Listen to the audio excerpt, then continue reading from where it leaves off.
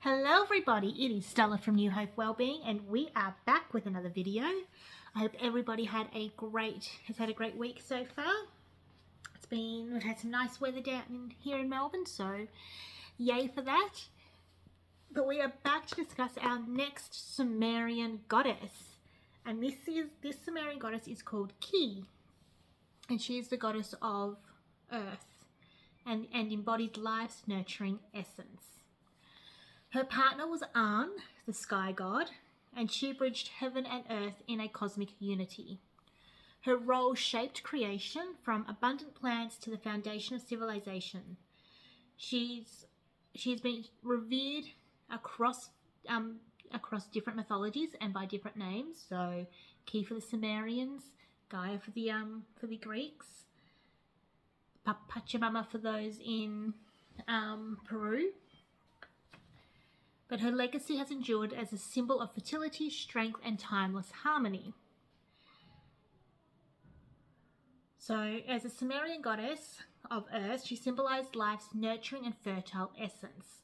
She personified the physical land and played a pivotal role in creation. As the consort of the sky god, she helped to shape the universe and civilization, and her legacy endured as a maternal force. She is revered for her role in bringing life to plants, animals, and humanity. She embodied the nurturing essence of the earth, which makes her a primordial archetype and as well as a harvest goddess. She was directly linked to the fertility of the soil and the abundance of the crops. In Sumerian myths, she played a vital role in the creation of plant life, ensuring sustenance for humanity and the gods alike. Her connection to agriculture highlighted her importance in sustaining civilization and fostering growth. Ki was a central figure in Sumerian creation myth, and she did work alongside her consort and later her son Enlil to establish life on Earth. She not only helped to separate the heavens and the earth, but also participated in creating humanity, plants, and animals.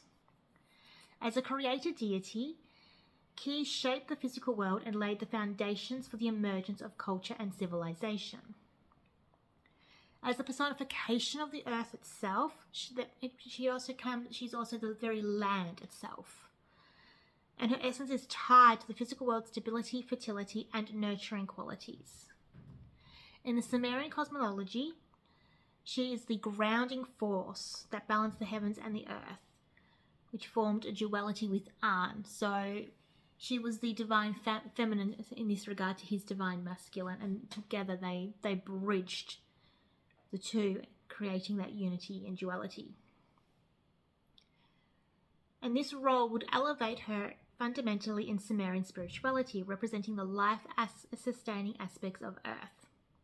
She is the guardian of life on earth, and her nurturing role extended to safeguarding the balance of nature and prosperity of the land. And through her union with Enlil, she ensured the plants and animals thrived, which makes sense because it was through her son that she then sustained life.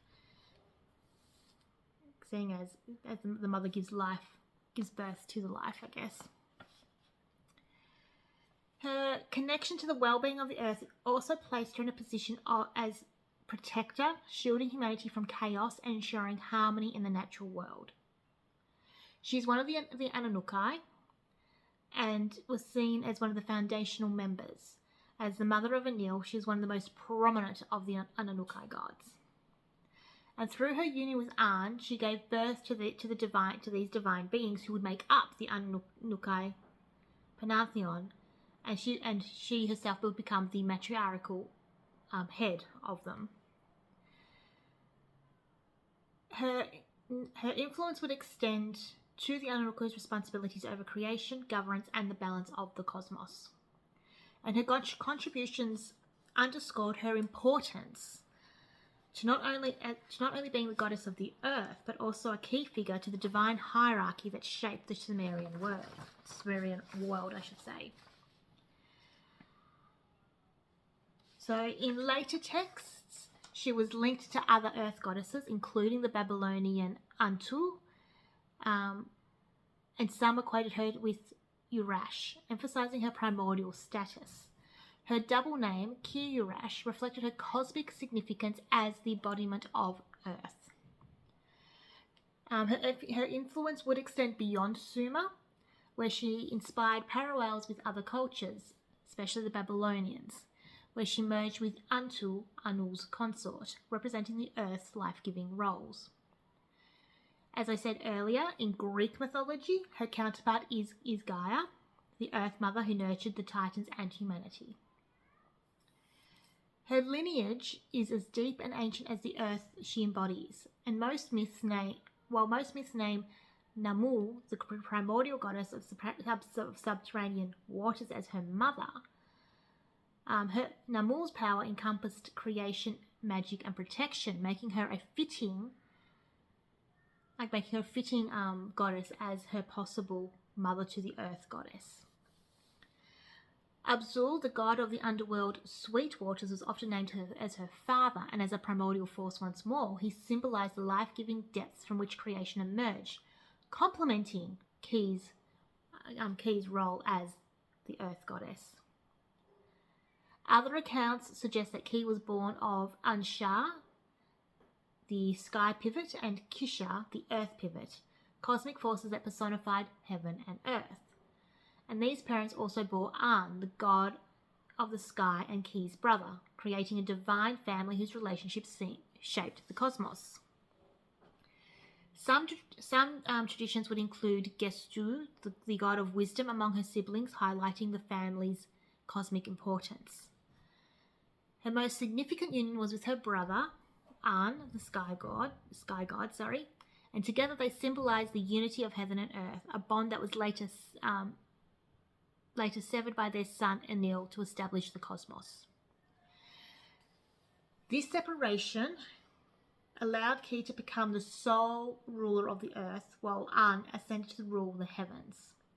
And in some myths, Ki later took Enlil as her consort, which is kind of a bit creepy seeing as it's her son, but mythology is a wild, wild place. And a union that led to the creation of all plant animal life. Through these relationships, Ki solidified her role as a maternal force in Sumerian mythology. Ki and An's divine lineage produced the Anunnaki, the group of powerful deities who governed creation, fate, and the natural world. And these would include Enlil, god of air and storms, Enki, the god of water and wisdom, Ninhursag,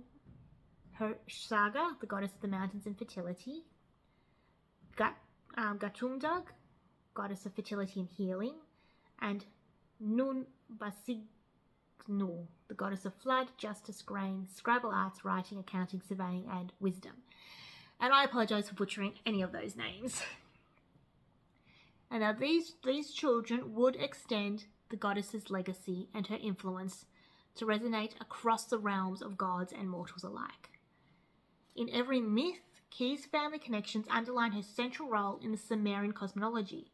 She was the bridge between the heavens and the earth, the mother of the gods, and the creator of life itself. And so this is a breakdown of her most prominent myth, which is the separation of heaven and earth. In the beginning, heaven and earth were one, united by An and Ki. Their son, Enlil, shattered this bond, creating two distinct realms. An took the heavens, while Ki remained on the earth. From this separation, life emerged. Ki, now the ruler of the earth, partnered with Enlil to nurture existence.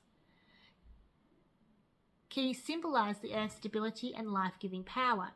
Her collaboration with Enlil birthed plants, animals, and the foundations of civilization. After the division of the realms, Ki and Enlil joined forces to create life. Together they shaped the lush vegetation, the teeming animals, and the first humans who would thrive on the earth.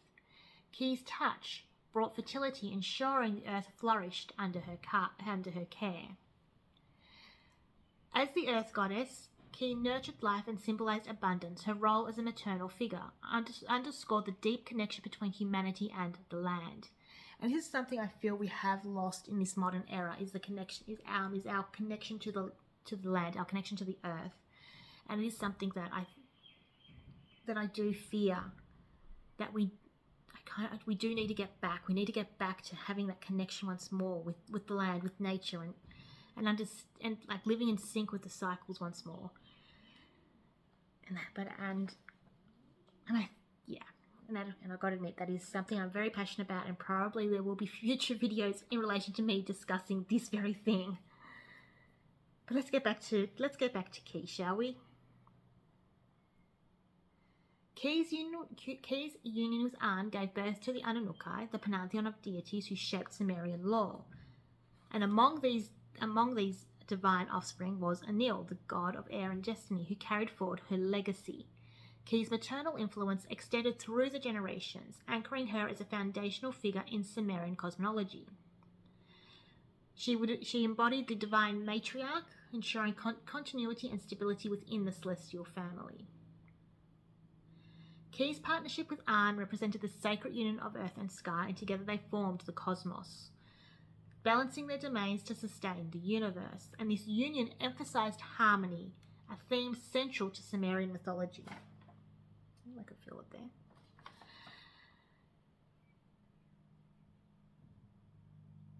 So, Ki stood as the Earth's embodiment, complementing An's celestial reign in the sky, and their bond reflected the interconnectedness of all existence.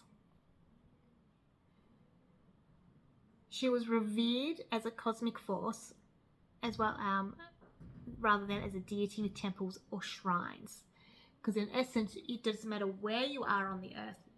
You are with her, because she is the very earth itself. So it doesn't matter where you go. She doesn't need the temples or the shrines for you to lay your offerings. You can just literally go out into the garden, and there she is to lay your offerings.